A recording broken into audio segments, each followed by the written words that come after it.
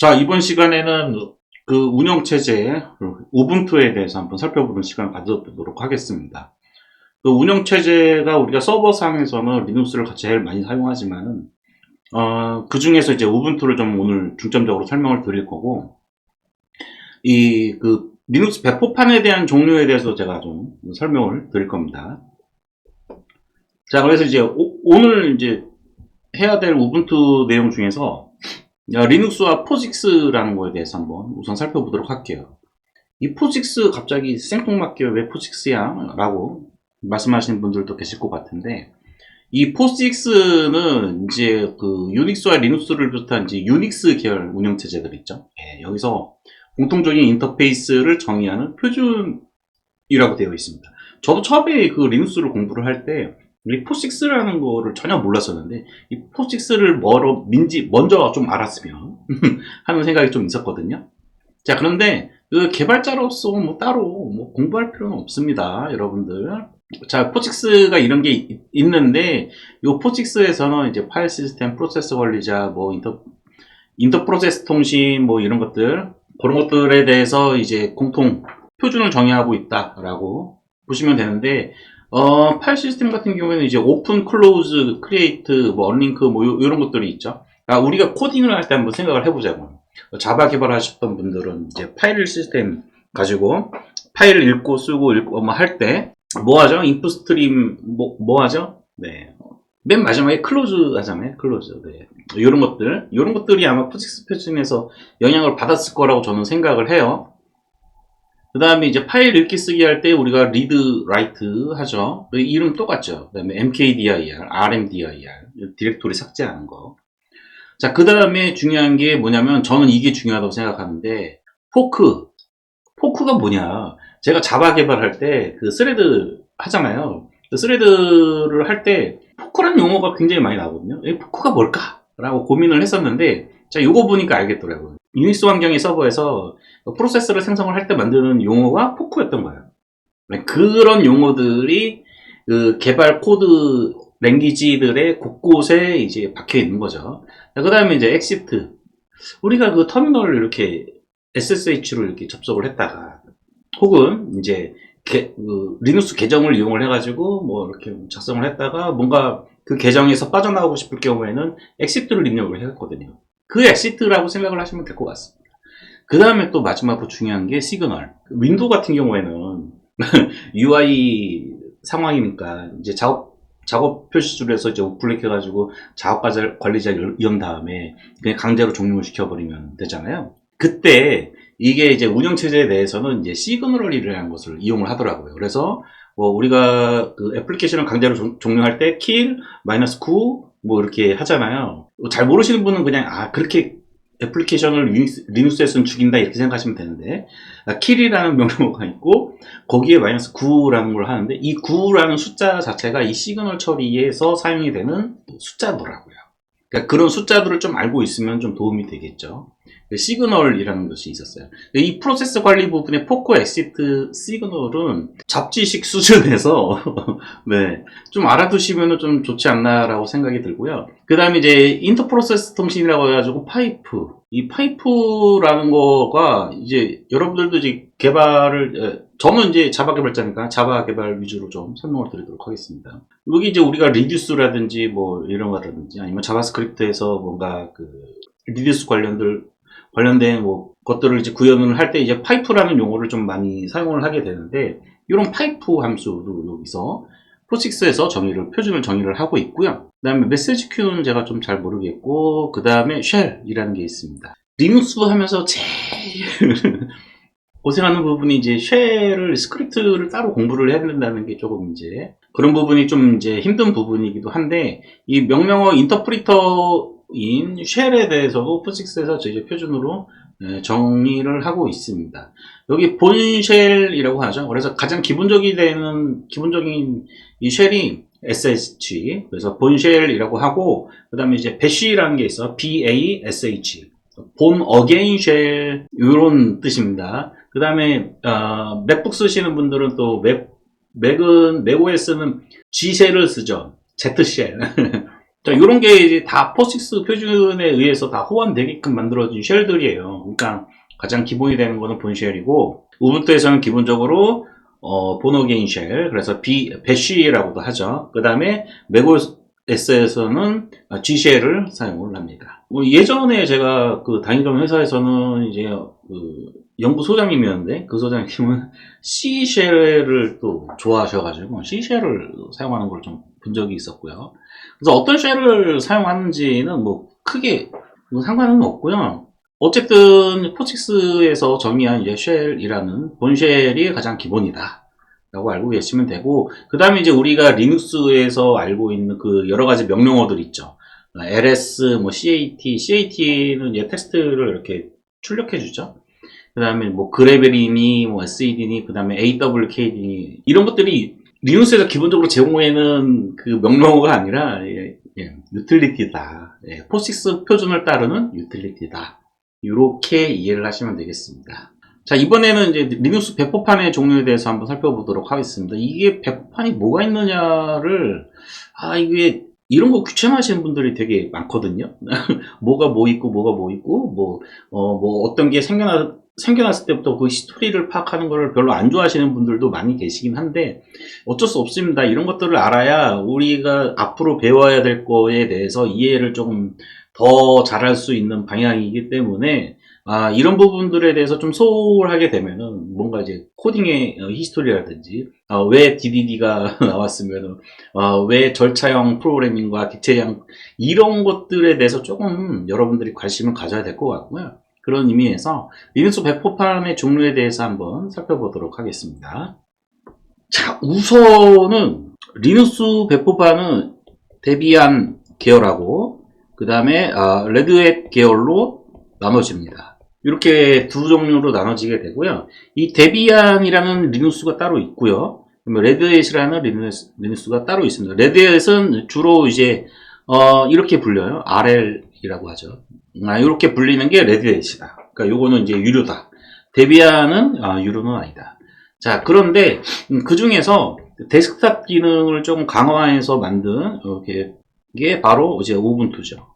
근데 이제 여기서 우분투는 이제 데스크탑 기능을 강화를 해서 만든 게 우분투이긴 한데, 우분투 서버가 따로 있어요. 그러니까 UI 부분을 다 지워버린 거죠. 그래서 리눅스에서 UI라고 하는 부분은 X11이라고 하거든요. 그러니까 우리가 이제 윈도우처럼 이제 데스크 작업 관리자 있고 창도 띄우고 뭐 이런 데스크탑 환경을 만들어주는 게 X11이라고 하는데, 요거를 이제 떼버린 거죠.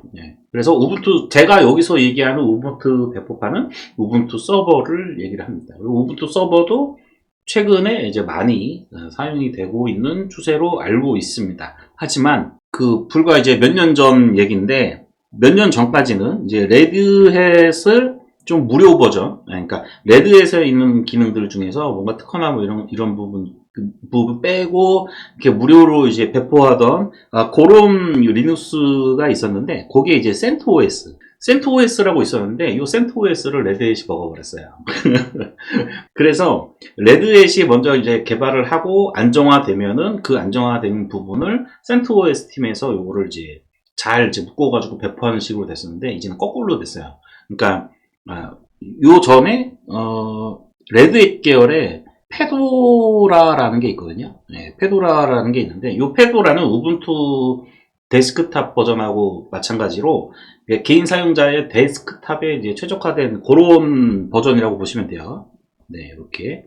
자, 그런데 예전에는 이제 어떻게 됐냐면, 페도라에서 먼저 테스트를 막 이렇게 해보고 안정화되면은 레드햇에 반영을 하고, 그 다음에 요 레드햇에 반영이 되면은 일단 인수하기 전에는 이제 그 내용을 CentOS에서 반영을 해서 배포를 했는데, 레드햇이 CentOS를 먹어버리면서 거꾸로 됐어요. 그래서 이렇게 페도라에서 먼저 안정화되면 CentOS로 가고, CentOS에서 안정화되면 레드햇으로 가는 걸로 바뀌었습니다.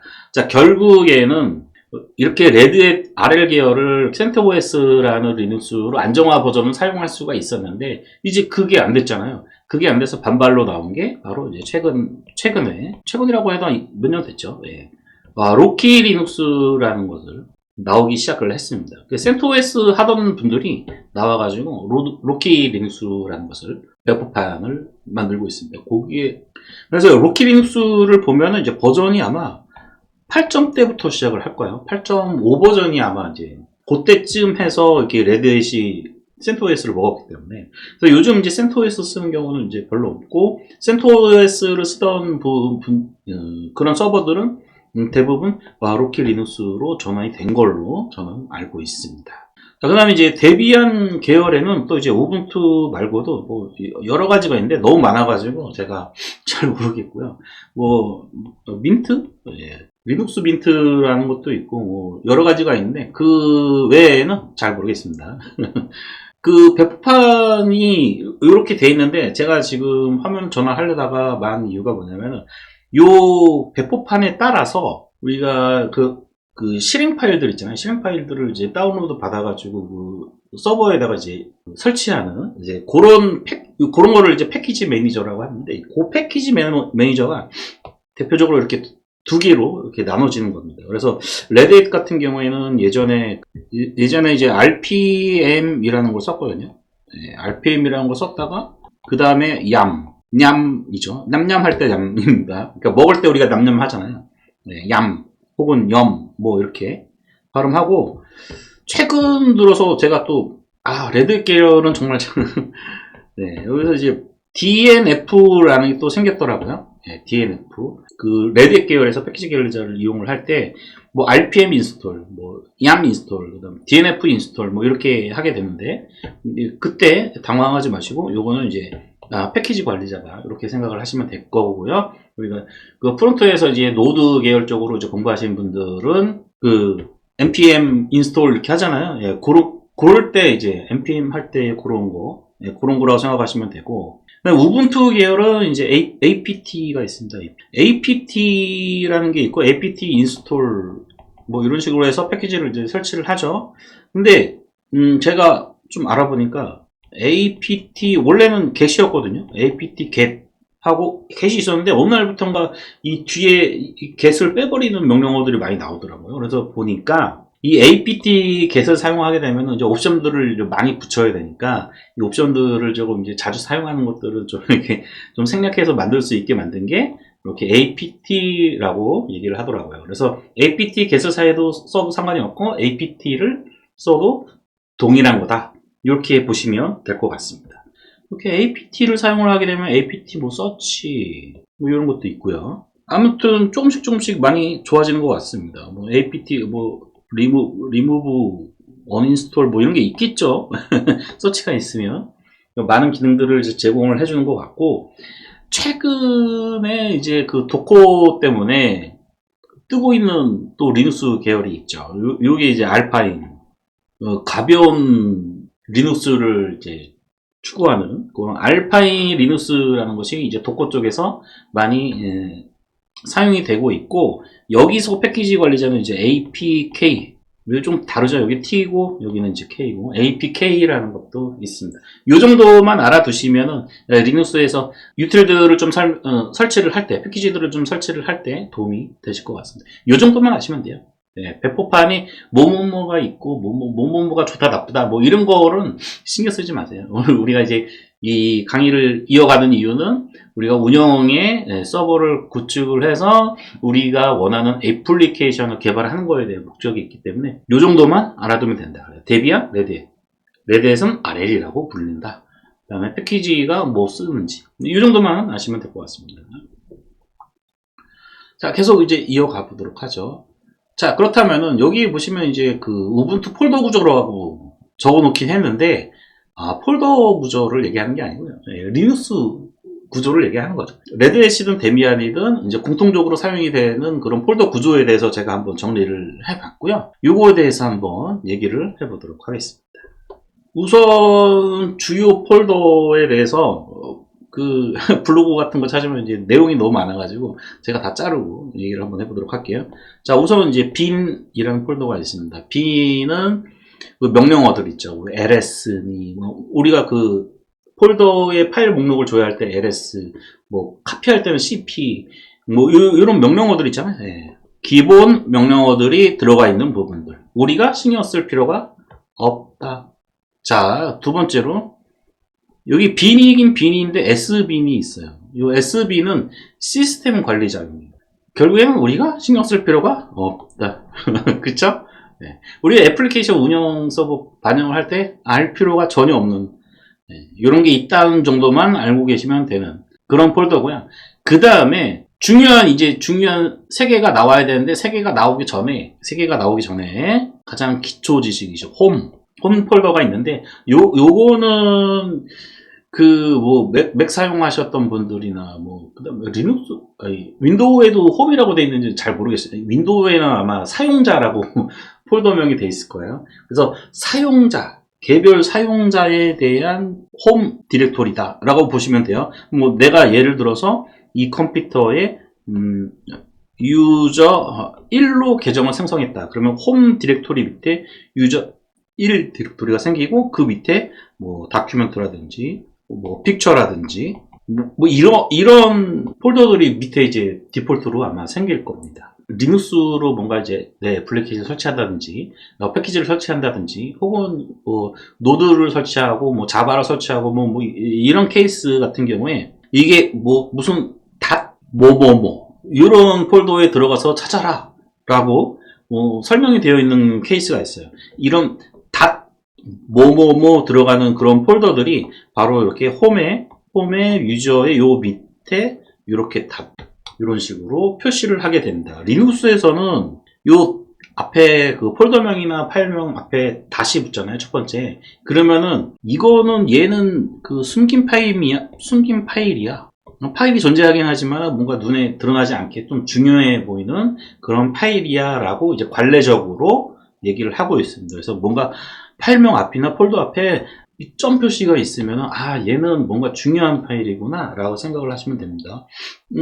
우리가 SSH나 이런 걸로 오픈 SSL을 이용을 해가지고 키라든지 이런 걸 생성을 하면은 .ss h 이런 식으로 폴더 안쪽에 들어가는데 그때도 이런 표시를 보실 수가 있고요. 그 다음에 이제 파일 중에 우분투에서는 아까 앞 시간에 저희가 그 쉘에 대해서 얘기를 했죠. 배쉬라는 쉘을 쓰는데 이 쉘에 대한 설정 파일들의 이름들이 다 이렇게 배쉬 rc 프로파일 이런 식으로 이름이 정해져 있습니다. 파일들이 이런 것들이 설정 파일이다. 이렇게 이해를 하시면 되겠습니다. 자, 그 다음에 이제 실질적으로 우리가 애플리케이션을 개발을 한 다음에 서버에 배포할 때 그러면 어느 폴더에 넣어야 되는 건가에 대해서 한번 좀 얘기를 해보도록 하겠습니다. 중요한 게 이제 세 가지가 있는데요. ETC가 있고요. 그 다음에 VAR, 그 다음에 USR 이렇게 되어 있습니다. 요 USR에 들어가 보면은 이제 로컬, 빈, 이런 폴더들이 이제 아래쪽에 들어가 있습니다. 그런 폴더들을 많이 볼 거고요. USR 폴더 아래쪽에다가 우리가 이제 윈도우 같은 경우에는 이제 프로그램 파일 증가 그 폴더 안쪽에다가 실행 파일들이 쭉 위치시키잖아요. 그런 용도라고 보시면 되겠습니다. 그래서 USR 폴더 안쪽에 뭔가 실행 파일이라든지 아니면 이런 것들을 좀 위치시키면 되고요. VAR이 있는데요. 이 VAR 같은 경우에는 로그 같은 거 있죠. 뭔가 생각 없이 막 쌓이는 그런 데이터들 있잖아요. 로그가 있고 또 이제 컨닝하고 있는데 캐시 파일들 이런 것들을 이제 VAR 폴더 안쪽에다가 적당히 디렉토리 만드셔가지고 저장을 하시면 되고요. 그 다음에 ETC가 있죠. ETC.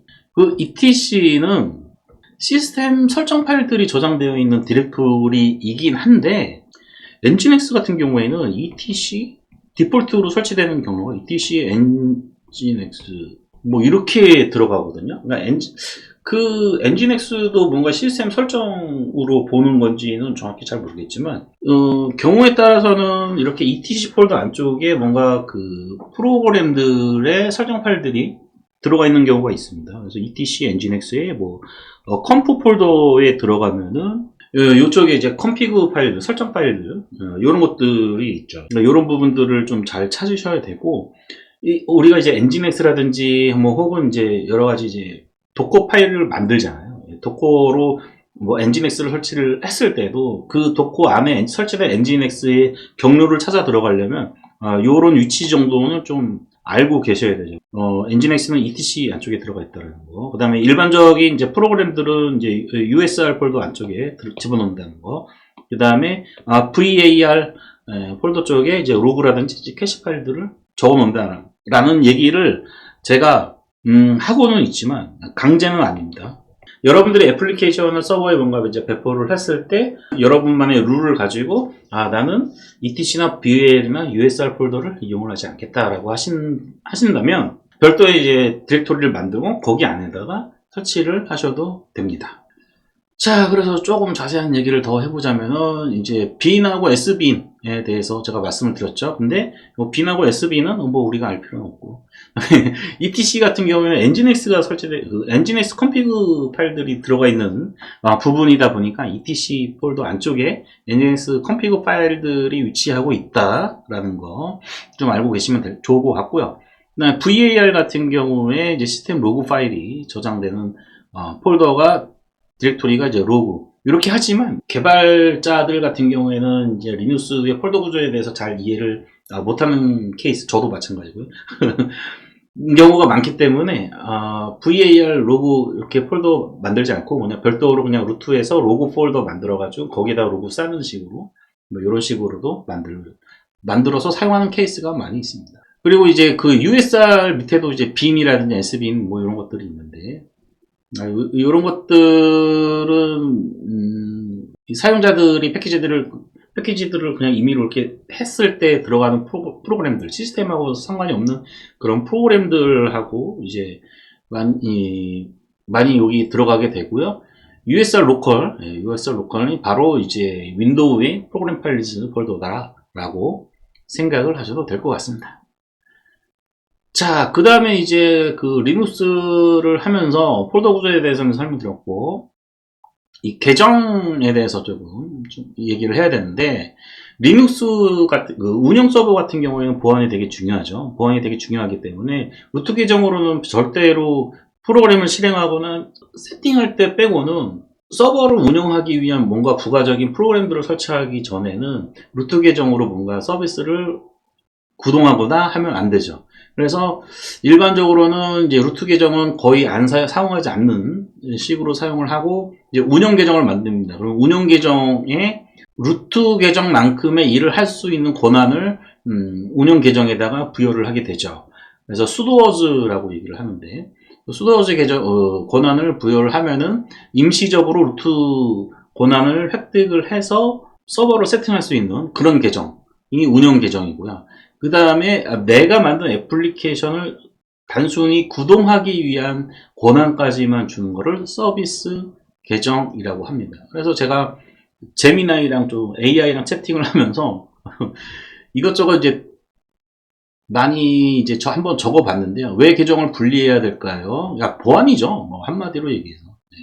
그래서 루트 계정, 그러면 루트 계정과 서비스 계정과 운영 계정이 어떠한 일을 해야 되는가에 대해서 한번 살펴보도록 하겠습니다.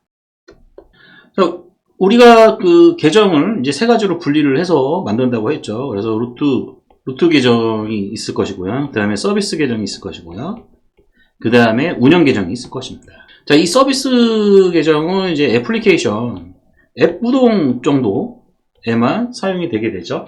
우리가 도커 같은 것도 이렇게 여러분들 그 윈도우에 WSL 설치해가지고 도커를 설치해야 되는 케이스가 있거든요. 뭐냐면은 회사에서 방화벽으로 맞거나 뭐 이러면은 도커를 윈도우 상에서 설치를 못해요. 도커 데스크탑을. 그리고 회사가 크면은 또 도커 데스크탑을 또 돈 주고 사야 되기 때문에 못하는 경우가 있는데, 이제 그런 경우에는 WSL을 설치를 해가지고 그 WSL에다가 그 도커를 이제 설치를 하는 케이스가 있는데, 그때 도커가 구동이 되는 계정을 보면 그룹 계정이 이제 도커라는 그룹 계정이 따로 있어요. 그러니까 결국에는 도커도 이렇게 리눅스 상에서 구동이 될 때 서비스 계정으로 구동이 되는 거죠. 예, 그럴 때 이제 사용을 하는 거고요. 특정 서비스에서만 사용이 되는 겁니다. 대표적인 예가 제가 지금 방금 이제 도커 얘기를 들었죠. 그 다음에 뭐 엔진엑스도 마찬가지고요. 엔진엑스도 마찬가지고. 그 다음에 또 이제 우리가 앱으로 또 많이 사용을 하는 게 뭐냐면 데이터베이스, DB. DB 같은 경우에는 뭐 MySQL이라든지, 뭐 오라클이라든지, 포스트그레스라든지, 뭐 등등등 있겠죠. 네, 이런 애플리케이션을 실행할 때는 서비스 계정을 이용을 하고요. 자, 그런데 이 서비스 계정을 구동시키기 위해서 부가적인 이제 유틸리티들을 설치해야 되는 케이스가 있잖아요. 내가 만든 애플리케이션이 노드 상에서 구현이 돼야 돼. 그러면 노드를 설치를 해야 되겠죠. 그렇죠? 네. 노드를 설치를 하기 위해서 요즘 노드를 그냥 생으로 이렇게 설치는 잘 안 하죠. MVM 통해 가지고 노드.js를 설치를 하죠. 우리가 이제 시스템 로그를 사용한다든지, 이제 시스템을 업데이트 한다든지, 사용자 계정을 이제 별도로 생성을 한다든지, 이럴 때 사용이 되는, 말 그대로 이제 서버를 운영을 할 때 사용이 되는 계정.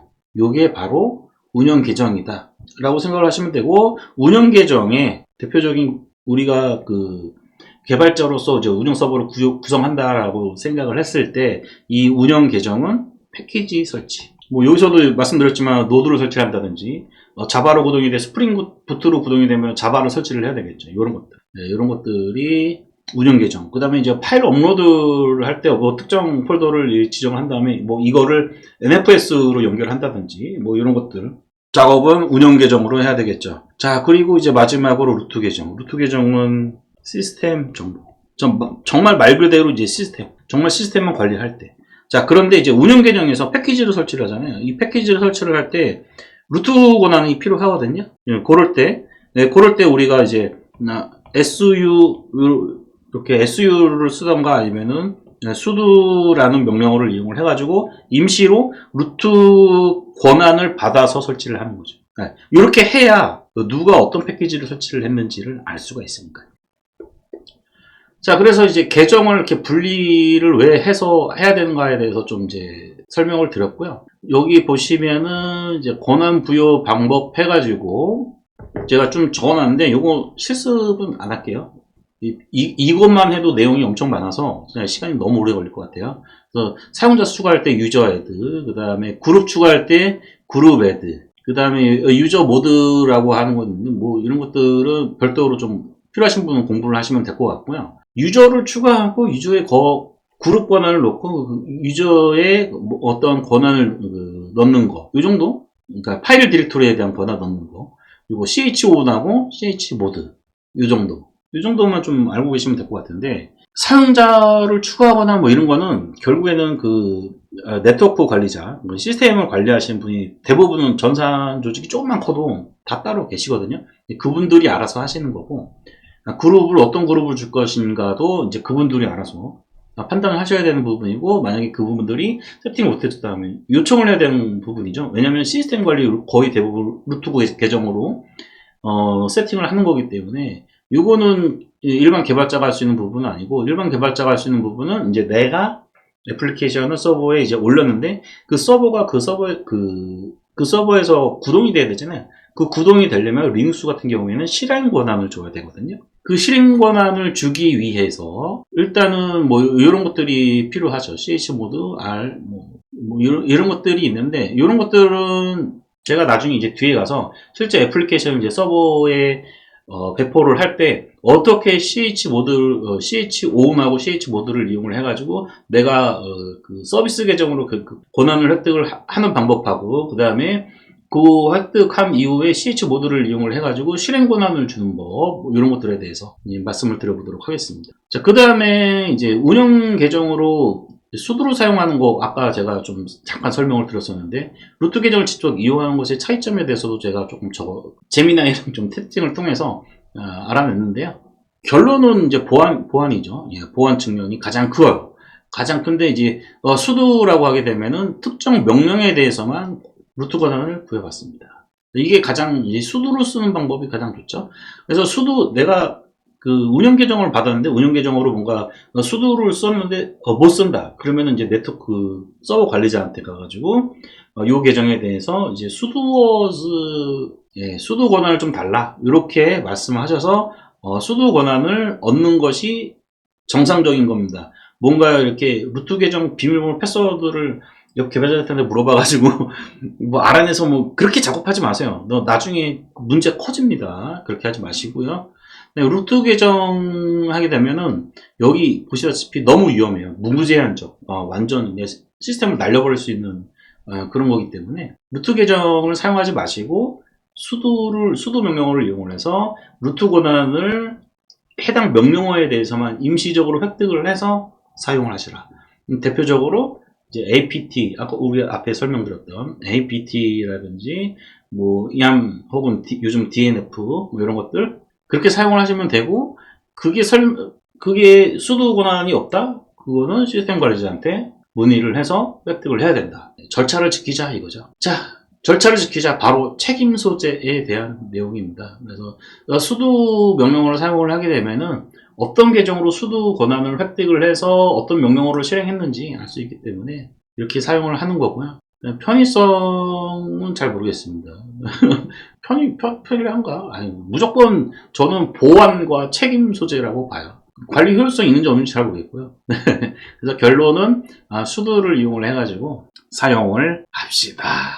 간혹 가다가 이제 이게 SU바라고 하게 되면은 이제 루트 계정으로 완전히 전환이 되는 거를 얘기를 하는데, 저는 이것도 그렇게 좋은 방법은 아닌 것 같다라는 생각이 좀 듭니다. 수도를 효과적으로 사용하기 위한 팁, 뭐 여기 적혀 있는데 한번 읽어보시고요. 이 정도로 하시면 되겠습니다. 그래서 여러분들이 리눅스, 그러니까 운영 서버에 접속을 해가지고 뭔가 이제 파일 권한 건드리고 뭐 이런 거 할 때 서비스 계정과 운영 계정이 따로 있다라는 것을 명시를 해야 되고, 서비스 계정과 운영 계정이 별도로 없었을 때는 일단은 시스템 관리자한테 문의를 해야 되겠죠. 뭔가 규정이 있느냐, 우리가 그 작업을 할 수 있는 거냐, 문의 드리고 문의 답변에 따라서 아니다, 우리가 지정된 어떤 서비스 계정은 뭐고 운영 계정은 뭐가 있으니 이 두 계정을 이용해서 사용하라, 뭐 이런 것들에 대해서 얘기를 해야 되겠죠.